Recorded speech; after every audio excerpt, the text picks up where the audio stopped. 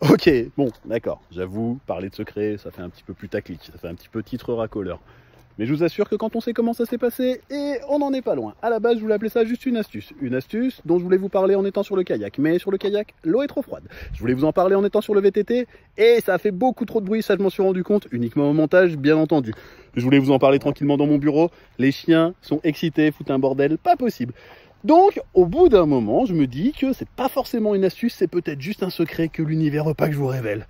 Je vais le faire quand même, on verra bien ce qui va m'arriver. Aujourd'hui donc, bonjour à tous, je vais vous parler de liste, simplement de dresser une liste. Vous allez voir, ça va être la vidéo la plus courte que je puisse faire. Je pense que c'est vraiment la plus courte que je puisse faire. Et pourtant, c'est une vidéo qui peut, si vous l'appliquez correctement, si vous appliquez correctement les conseils que je vais vous donner dedans, qui peut changer réellement votre quotidien sans avoir besoin d'aucune connaissance canine. Et ça, c'est plutôt chouette, vous me direz. En tout cas, moi, je trouve ça plutôt chouette. Alors, comment est-ce qu'on va faire? Eh bien, on va simplement dresser des listes. Même, on va dresser une liste. Une seule liste. Il n'y a pas besoin d'en faire plusieurs. Une seule. Donc, on prend simplement une feuille, un stylo. On va réfléchir 2 secondes et se poser. Et vous allez simplement noter sur cette feuille vos états émotionnels négatifs récents. Alors, vous remontez jusqu'où vous pouvez. Moi, je dis récent parce que ma mémoire, bon, voilà. Mais c'est vous qui voyez. Vous allez jusqu'où vous voulez. Vos états émotionnels, uniquement pour le moment.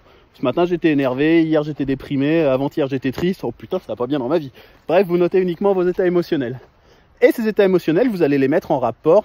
État émotionnel négatif, bien entendu, vous allez les mettre en rapport. Ah, saleté de moucheron, vous allez les... Je vais pas réussir avec cette phrase. C'est le destin, je vous l'ai dit, c'est le destin.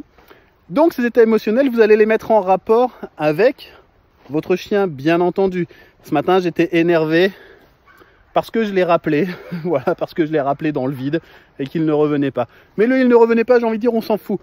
J'étais énervé parce que je l'ai rappelé dans le vide. Hier, j'étais démuni, mais clairement démuni, parce qu'il tirait sur sa laisse pour aller en voir un autre et je ne réussissais pas à l'arrêter, à le calmer. Ok, vous avez compris à peu près le principe? Voilà ce qu'il faut faire. On ne s'occupe pas du chien, on ne s'occupe pas du tout du chien sur ce coup-là. On s'occupe uniquement de nous, de nos états émotionnels à nous. Et c'est en modifiant nos états émotionnels qu'on va réussir vraiment à changer les choses. Donc à partir du moment où vous avez cette liste établie, alors cette liste vous pouvez la faire au coup par coup bien entendu, vous pouvez la faire en tenant un journal de bord au quotidien, vous pouvez la faire juste quand vraiment ça commence vraiment à être trop dur à supporter. À partir du moment où vous avez cette liste, demandez-vous ce que vous pouvez changer. Et je parle pas de changer de chien, bien entendu, ce que vous pouvez changer juste pour que vous n'ayez plus à entrer dans ces états émotionnels, juste pour que vous ne soyez plus rattrapé par ce type d'émotion. J'appelais mon chien, il ne venait pas, ok, j'appelais, ça m'agaçait. Peut-être que, je peux me dire, si je reprends cet exemple, je peux peut-être me dire que, eh bien, au lieu de l'appeler, si j'étais allé le chercher, ça aurait changé pas mal de choses.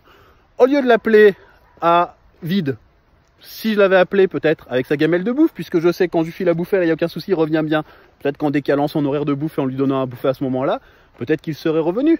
Si au lieu de l'appeler, j'étais allé faire une séance de jeu avec lui, etc. Vous avez compris le concept? Peut-être même que si au lieu de l'appeler, je l'avais laissé dehors en attendant qu'il revienne par lui-même, ça aurait pu le faire aussi.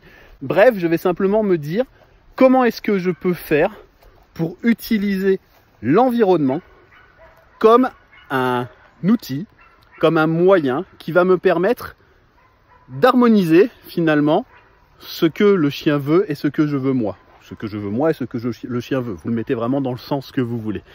Vous verrez que juste avec ce mode de réflexion, et il en faut vraiment pas plus, vous allez réellement changer votre quotidien. Parce que vous allez non plus réfléchir à vous demander comment est-ce que je fais pour changer ce chien? Comment est-ce que je dois faire pour l'éduquer? Comment est-ce que je dois faire pour stopper ce comportement? Comment est-ce que je dois faire pour créer ci, pour enlever ça? Vous allez simplement réfléchir à vous dire comment est-ce que je peux utiliser l'environnement pour ne plus me mettre dans de tels états. Est-ce que c'est si important que ça qu'il revienne ce matin?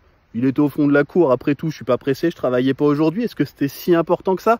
Ouais, je travaillais pas aujourd'hui, je devais aller faire du kayak, du VTT, des vidéos dans le bureau. Vous aurez compris, cette vidéo, elle a été très très dure à tourner.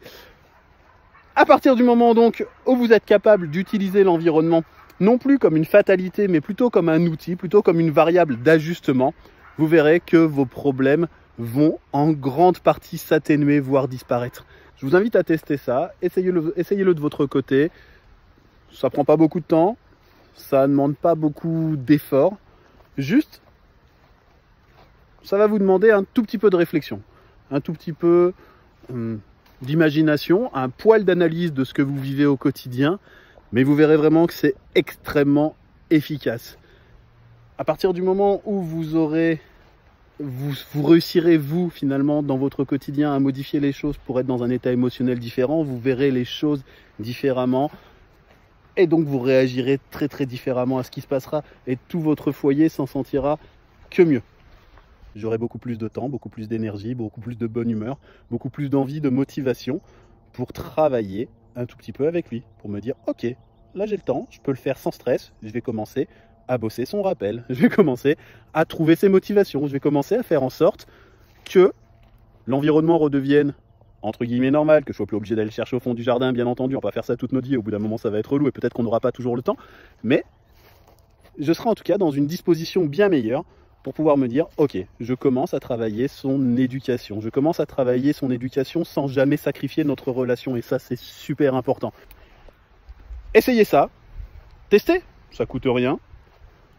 Mettez-moi en commentaire si vous le souhaitez un petit peu ce que ça a pu changer chez vous, les difficultés que vous avez pu rencontrer, les bons points que ça a pu apporter aussi. N'hésitez surtout pas à aimer cette vidéo si elle vous a plu. N'hésitez pas à la partager, qu'elle vous ait plu ou qu'elle ne vous ait pas plu. Après tout, pourquoi pas. Nous, on se revoit très bientôt parce que j'ai encore plein de choses à vous dire. Et en attendant, n'oubliez pas, la bise au chien.